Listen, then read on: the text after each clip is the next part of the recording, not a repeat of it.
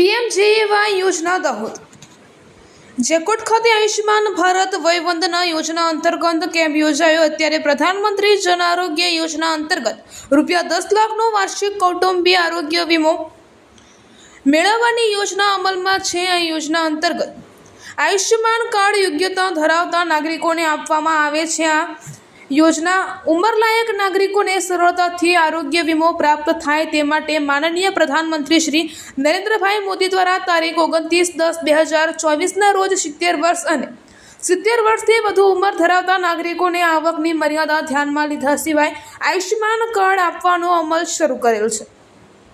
આ કેટેગરીનું નામ આયુષ્યમાન ભારત વય વંદના યોજના રાખવામાં આવેલ છે, જે અંતર્ગત 70 વર્ષ અને 70 વર્ષથી વધુ ઉંમરના નાગરિકો આધાર કાર્ડ વેરિફિકેશન કરાવી આયુષ્યમાન કાર્ડ મેળવી શકે છે।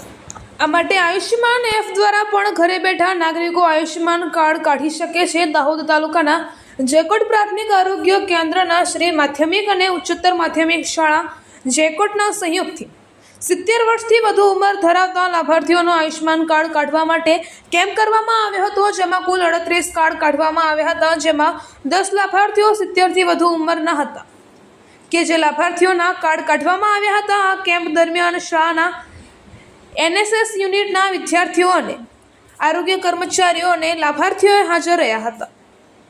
અહેવાલ માંજુભાઈ બારિયા, દાહોદ જિલ્લા બ્યુરો ચીફ।